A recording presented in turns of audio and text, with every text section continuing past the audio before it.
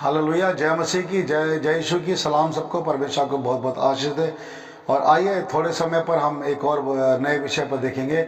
आपने पिछले विषय को बहुत अच्छे से सीखा, समझा और परमेश्वर की महिमा में आप शामिल हो रहे हैं। जितना वचन आप सीख रहे हैं, परमेश्वर उतनी ही आपको आशीष दे रहा। और मैंने आपको बता, अनंत जीवन उसका है जो यीशु पर विश्वास करता है। तो अनंत जीवन के बारे में तो हम समझ गए, लेकिन अनंत मृत्यु के बारे में भी हमें जानना चाहिए। तो अनंत मृत्यु क्या है? और मैंने उसको बताया था, प्रभु के वचन में लिखा है कि जो कभी नहीं मरते, हमेशा के लिए पीड़ा में होते हैं, नरक में होते हैं, आग की झील में जाएंगे, वो अनंत मृत्यु है, जहाँ पर हमेशा पीड़ा और दुख और दर्द है। तो आज हम अधोलोक के विषय में देखेंगे कि अधोलोक कहाँ पर है ना। अभी आग की झील जो तैयार की जा रही है ना, प्रभु यीशु तैयार कर रहा है। अभी न्याय का समय नहीं आया, केवल मसीह लोगों का न्याय किया जा रहा है क्रूस के ऊपर। जो विश्वासी हैं वो विश्राम स्थान में जा रहे हैं। इसके विषय में मैंने एक एपिसोड बनाया था कि विश्वासी का आत्मा मरने के बाद कहाँ जाता है ना। क्योंकि हम बाइबल से ही प्रचार करते हैं, बाइबल जो बताती है वही बात हम बताते हैं, अपनी ओर से कोई बात, कोई दावा नहीं करते, क्योंकि बाइबल में सारे दावे हैं। तो बाइबल के अनुसार लिखा हुआ है कि यहाँ पर अधोलोक के विषय में कि अधोलोक एक ऐसा स्थान है जहाँ पर पीड़ा है और कष्ट है, जहाँ पर आग है। देखिए, प्रभु यीशु मसीह ने इसके विषय में लूका उसका 16 अध्याय और 23 पद से यदि हम पढ़ेंगे, यहाँ लिखा हुआ है, और अधोलोक में उसने पीड़ा में पड़े हुए अपनी आंखें उठाई और दूर से इब्राहिम की गोद में लाजर को देखा। देखिए, धनवान और कंगाल की जो कहानी है हम लूका 16 अध्याय पाते हैं। तो यहाँ पर लिखा है कि कंगाल मर गया 22 पद में, और स्वर्गदूतों ने लेकर अब्राहम की गोद में पहुँचाया, और धनवान भी मरा गाड़ा गया। और वो कहाँ उसकी आंखें खुलती हैं? उसकी आंखें अधोलोक में जाके खुलती हैं और वो लाजर को देखता है। तो लाजर पीड़ा में नहीं था। दो स्थान थे, एक स्थान तो अधोलोक था जहाँ पर पीड़ा और कष्ट था, रोना था, और जहाँ पर बहुत ज्वाला थी। और दूसरा स्थान जो था वो था इब्राहिम की गोद, कहा गया इसको, है ना, इब्राहिम की गोद में। तो लाजर जो था वो वहाँ गया, और जब धनवान उसको देखता है तो वो क्या कहता है? वो कहता है 24 पद में, और उसे पुकार कर कहा, हे पिता इब्राहिम, मुझ पर दया करके लाजर को भेज दे, ताकि वो अपनी उंगली का सिरा पानी में भिगोकर मेरी जीभ को ठंडी करे, क्योंकि मैं इस ज्वाला में तड़प रहा हूं। तो देखिए क्या है उसमें।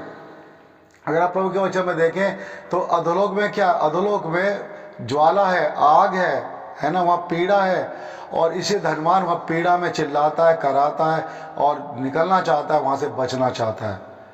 क्यों प्रभु यीशु को हमें ग्रहण करना चाहिए? इसी जीवन में हम प्रभु यीशु को ग्रहण करते हैं। मृत्यु के बाद कोई मन फिराव के लिए उपाय नहीं है। हमें इसी जिंदगी में ही उपाय करना पड़ेगा, प्रभु के पास आना पड़ेगा, और उसके लिए मार्ग यीशु है। यीशु मसीह कहते हैं कि मैं तुम्हें अनंत जीवन दूंगा, अर्थात तुम कभी पीड़ा में नहीं जाओगे, तुम कभी अनंत मृत्यु में नहीं जाओगे, परंतु तुम हमेशा के लिए जिंदगी पाओगे। इसलिए हमें अधोलोक से बचने के लिए, उस पीड़ा से बचने के लिए प्रभु यीशु मसीह के पास आना है। धन के लिए नहीं, नौकरी कमाने के लिए नहीं, अमीर बनने के लिए नहीं, है ना, अपनी मन की इच्छा पूरी करने के लिए हम प्रभु यीशु के पास नहीं आते, परंतु यीशु मसीह के आने का उद्देश्य है कि प्रभु यीशु मसीह हमें नाश होने से बचाता है, वो भी अधोलोक और आग से, नरक की आग से हमें बचाता है। इसीलिए प्रभु यीशु मसीह आया। प्रभु यीशु मसीह कोई धर्म चलाने नहीं आया, प्रभु यीशु मसीह किसी को धनवान बनाने नहीं आया, है ना। कई बार जब हम लोगों से मिलते हैं और वो हमसे पूछते हैं कि आप कौन हैं, तो हम जब कहते हैं कि हम तो यीशु मसीह के विश्वासी हैं, तो वो तुरंत कहते हैं पैसा मिला होगा, है ना, बहुत पैसा मिला होगा। देखिए, पैसे से ईमान बदलने वाले दोबारा भी ईमान बदल लेते हैं। जिनका पैसा ही ईमान हो, बेईमान हो, वो पैसा लेके फिर दोबारा कुछ भी बन सकते हैं। जरूरी के ईसाई बनेंगे, जरूरी के यीशु मसीह को मानेंगे, वो कुछ और भी बन सकते हैं। तो लालची तो हमेशा लालची ही होता है ना। तो प्रभु के राज्य में कोई भी इस प्रकार का जो लालच प्रलोभन नहीं है, परंतु यीशु मसीह कहते हैं कि मैं इस संसार की नहीं, पर संसार के बाद की बातों के विषय में हमें बताता है। और यीशु संसार का था ही नहीं, स्वर्ग से उतरा था, तो जो जहां से आता है वहां की बातें करता है। प्रभु यीशु मसीह स्वर्ग से उतरा और वो स्वर्ग की बातें करता है। तो वो हमको अधोलोक से बचाने के लिए बताता है कि अगर हम प्रभु यीशु पे विश्वास करते हैं, परमेश्वर के साथ चलते हैं, तो हम अधोलोक में नहीं जाएंगे, पीड़ा के स्थान में नहीं जाएंगे, है ना। तो धनवान इस बात से इस बात को नहीं जानता था, जब दुनिया में रहता था तो वो अपनी मन मर्जी से चलता था। उसने कभी सोचा भी नहीं कि मरने के बाद इतनी ज़्यादा पीड़ा में मैं आ जाऊँगा, आग में आ जाऊँगा, मेरी आत्मा आग में जलेगी, है ना। तो वहाँ जाकर वो विनती करता है, दुनिया में विनती नहीं करता, पर वहाँ जाके विनती करता है कि मेरी जीभ को ठंडी करे, है ना, मुझे इस पीड़ा से निकालें। और फिर दूसरी विनती क्या करता है कि मेरे और भाई है जो संसार में ऐसे ही चल रहे हैं, मेरे जैसे हैं, वो भी अधोलोक में ना आए, तो उनको भी मन फिरा सके। बोले लाजर को भेज दो दुनिया के अंदर, ताकि वो मुर्दे में जी उठेगा और जब जाके वो मेरे भाइयों को बताएगा कि मैं यहाँ कितनी कष्ट में हूँ, पीड़ा में हूँ, तो वो मेरे दुख को समझ के नहीं आएंगे। लेकिन अब्राहम कहता नहीं, यहाँ का व्यक्ति वहाँ नहीं जा सकता और वहाँ का व्यक्ति यहाँ नहीं जा सकता। तो देखिए, प्रभु यीशु मसीह हमें उस अधोलोक से बचाते हैं। और वो अधोलोक कहाँ पर है? अगर आप प्रभु के वचन में पढ़ेंगे, है ना, गिनती की पुस्तक उसका 16 अध्याय, गिनती और उसका 16 अध्याय और 33 पद में, आपके पास अगर बाइबल है तो आप पढ़ सकते हैं। गिनती की पुस्तक में है ये 16 अध्याय के अंदर, है ना। मूसा की कहानी आपने पढ़ी होगी, मूसा के बारे में जाना होगा आपने, और नहीं जानते एक बार फिर पढ़ लेते हैं। कुछ लोग मूसा के विरुद्ध में आए, कोरे, दातान और अबीराम, और उनके साथ उनके खानदान और उनके साथ के जो लोग थे, बहुत सारे लोग उनके साथ मिल गए थे। और वो ये कहते थे कि क्या आप मूसा ही परमेश्वर बातें करता है, क्या हम नहीं करते? और हारून महायाजक था। तो परमेश्वर ने लेवियों को, इन लोगों को परमेश्वर के निवास स्थान में सेवा करने के लिए चुना था, और ये सेवा करते थे। लेकिन इनके मन में ये आ गया कि हम सेवा ही करते रहेंगे, क्या हम याजक नहीं बन सकते? तो याजक पद के खोजी बनने के लिए वो मूसा के विरुद्ध आते हैं, हारून के विरुद्ध आते हैं। वो कहते हैं कि तुम ही याजक थोड़ी, हम भी बन सकते हैं। देखिए आज भी क्या होता है, बहुत सी कलीसियाओं में जो पास्टर्स होते हैं, उनके चेले उनको हटाकर पास्टर बनने के लिए बहुत सारे कलीसिया फूट लेकर आते हैं और विरोध लेकर आते हैं। और कई बार क्या होता है, कलीसिया को तोड़कर पास्टर के खिलाफ बोलकर अलग कलीसिया बना लेते हैं। तो ये कोई अच्छी बात नहीं है। परमेश्वर अगर आपको चुनता है तो परमेश्वर आपको इस्तेमाल करेगा। आप कभी भी कलीसिया में फूट मत लाइए, कलीसिया के विरुद्ध मत चलिए, प्रभु के दास के साथ चलिए। जब प्रभु आपको चुनेगा, परमेश्वर आपको इस्तेमाल करेगा, परमेश्वर आपको कलीसिया देगा और परमेश्वर उसका सेवक आपको ठहराएगा। लेकिन याजक पद के खोजी अपने आप से ना बने कि मैं याजक बन जाऊं, मैं पास्टर बन जाऊं, और उसके लिए अपने पास्टर से आप लड़ाई करें, झगड़ा करें, उसके विरुद्ध बोलें, उसको नीचा दिखाएं। तो ये परमेश्वर के खिलाफ होता है, क्योंकि दास के खिलाफ जो बोलते हैं वो प्रभु के खिलाफ बोलते हैं। तो इस्राएली जो थे मूसा के खिलाफ बोल रहे थे, मूसा के विरुद्ध बात कर रहे थे, है ना, कि क्या यही याजक है, हम याजक नहीं बन सकते?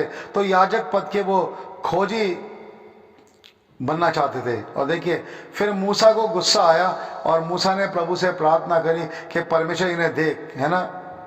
और जब मूसा की प्रार्थना परमेश्वर ने सुनी तो देखिए यहाँ क्या लिखा हुआ है, 32 पद से 31 से पढ़ देंगे, 16 गिनती और 31 से। वह ये सब बातें कह ही चुका था कि भूमि उन लोगों के पांवों के नीचे फट गई, भूमि फट गई, धरती फट गई। और लिखा, पृथ्वी ने अपना मुंह खोल दिया और उनका घर द्वार का सामान और कोरे के सब मनुष्यों और उनकी सारी संपत्ति को भी निगल लिया। और लिखा है, और वे और उनका सारा घर बार जीवित ही अधोलोक में जा पड़े। देखिए, जीवित ही अधोलोक में जा पड़े, है ना। अगर हम प्रभु के वचन में देखें तो प्रभु यीशु मसीह ने भी कहा कि जिस प्रकार योना, है ना, मछली के पेट में 3 रात दिन रहा, उसी प्रकार मनुष्य का पुत्र भी 3 रात दिन पृथ्वी के नीचे रहेगा। तो आप सोचिए कि योना पृथ्वी के नीचे गया, समुद्र में गया, है ना, और प्रभु यीशु मसीह मरने के बाद कहाँ गए? पृथ्वी के नीचे गए, है ना। भूमि फट गई यहाँ पे देखिए, और सारे लोग क्या हुआ? जीवित अधोलोक में जा पड़े। तो अधोलोक में क्या? अधोलोक में आग है, पीड़ा है ना।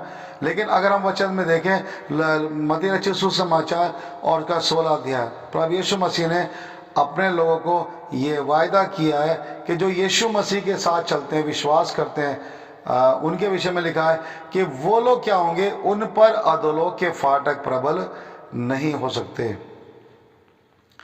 मत्ती उसका 16 अध्याय देखिए, प्रभु यीशु मसीह अपने चेलों को ये बात समझाते हैं। हालेलुया, आप भी सीखें।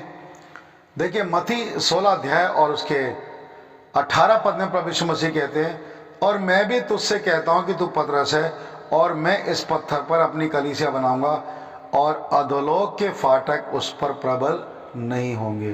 प्रभु यीशु मसीह कहते हैं मैं अपनी कलीसिया बनाऊंगा और अधोलोक के फाटक उस पर प्रबल नहीं होंगे। इसका मतलब जो कलीसिया में है, प्रभु यीशु की देह में है।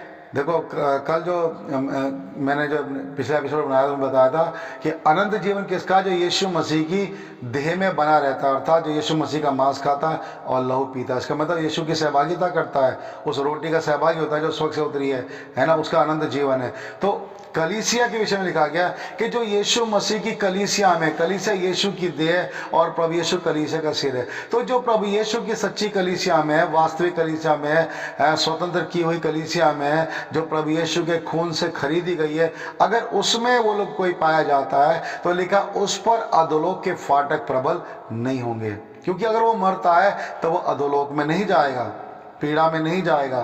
तभी तो हम दुनिया में दुख उठाते हैं, परेशानी में रहते हैं, लोग हमें मारते पीटते हैं, हमें गालियां देते हैं, हमारे मुंह पे थूक देते हैं, हमारे को बहुत झूठे दोष लगाते हैं, हमारे पर झूठे केस करते हैं, हमें मुकदमों में खड़ा कर देते हैं, झूठे बनाकर हमें बहुत टॉर्चर करते हैं। तो ये टॉर्चर तो कुछ भी नहीं है जो अधोलोक का टॉर्चर है। अधोलोक में तो आग ही आग है, ज्वाला है, पीड़ा है। सोचिए, वो लोग ये नहीं जानते, जो लोग प्रभु यीशु मसीह के लोगों को सताते हैं, कि अगर उनका प्राण अधोलोक में जाएगा, उनका आत्मा अधोलोक में जाएगा, तो वहां उन्हें रियलाइज होगा कि हमने क्या किया, हमने क्यों यीशु मसीह के लोगों को परेशान किया, हमने क्यों यीशु मसीह के लोगों को तंग किया। जो कुछ भी नहीं कहते, हमेशा सहते रहते हैं। तो सोचिए, परमेश्वर का वचन ही बताता है, बाइबल के अनुसार ये लिखा हुआ है कि प्रभु यीशु मसीह कहते हैं कि अधोलोक के फाटक कलीसिया पे प्रबल नहीं होंगे। क्यों? क्योंकि प्रभु यीशु मसीह हमारे गुनाहों के लिए पापी बने, यीशु मसीह ने हमारे पाप लिए और वो हमारे लिए अधोलोक में गया। और जब अधोलोक में गया तो क्योंकि यीशु मसीह हमारे पापों को लेकर अधोलोक में गया था, परंतु यीशु मसीह पवित्र था, परमेश्वर है और उसमें कोई पाप नहीं है, तो अधोलोक उसको रख नहीं पाया, अधोलोक उसको रख नहीं पाया, क्योंकि वो परमेश्वर है, पवित्र प्रभु है। उसे तो हमारे गुनाहों के लिए किया।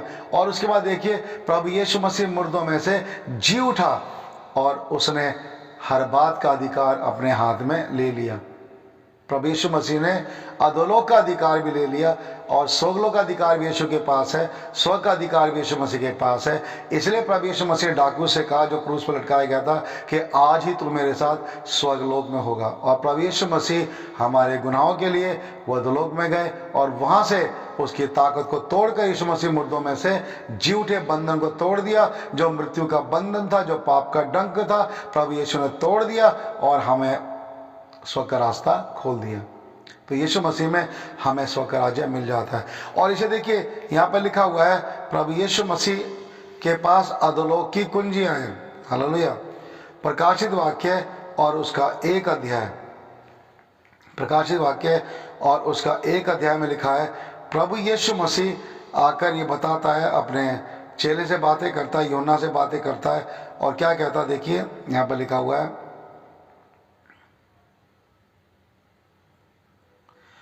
प्रकाशित वाक्य उसका 1 अध्याय और उसका 18 पद। हालेलुया।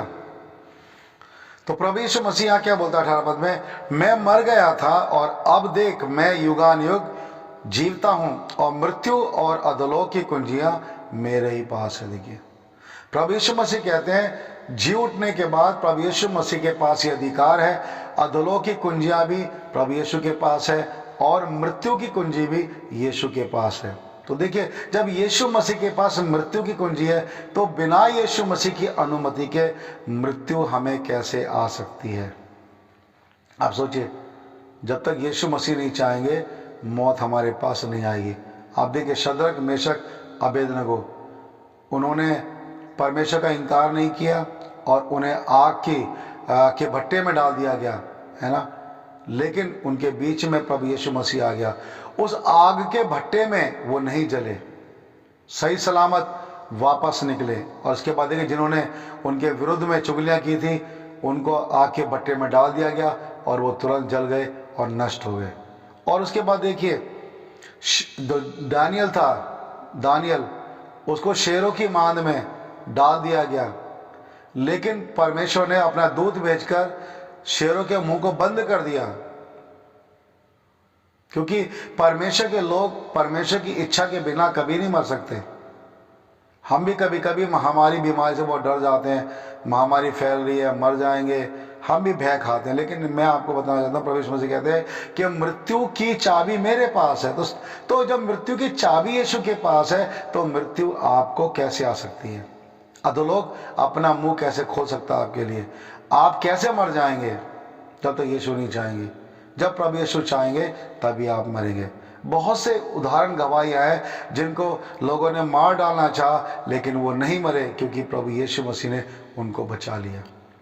तो इसलिए हम ये जाने कि अधोलोक जो है वो पीड़ा का स्थान है। अधोलोक जो है वो कहाँ है? मृत्यु का लोक है। जब मर जाते हैं, जीते जी उसे जब मर जाते हैं तो उसमें चले जाते हैं। और इस दुनिया में जब मरते हैं तो हमारी आंखें, अगर प्रभु यीशु मसीह विश्वास हम नहीं करते बाइबल के अनुसार जो लिखा हुआ है, तो उनकी आंखें कहाँ खुलती है? जैसे धनवान की आंखें अधोलोक में खुली, हमारी आंखें भी वहाँ खुल सकती हैं। इसलिए प्रभु का भय मानना चाहिए, परमेश्वर के साथ चलना चाहिए। तभी तो प्रभु यीशु मसीह ने कहा कि जो शरीर से घात करते हैं उनसे मत डरो। मृत्यु के बाद जो हमारी आत्मा को नरक में डाल सकता है ना, कौन है? प्रभु यीशु मसीह, न्यायी। तो हमें डरना चाहिए, प्रभु के साथ चलना चाहिए। तो इसलिए अधोलोक की पीड़ा से बचने के लिए हमें प्रभु के पास आना चाहिए। जय यीशु की, जय मसीह की। तो आप प्रभु के साथ चलिए ताकि आप अधोलोक में ना जाए, परमेश्वर के साथ चले, प्रभु की महिमा कर सकें। जय यीशु की। परमेश्वर आपको बहुत बहुत आशीष दे।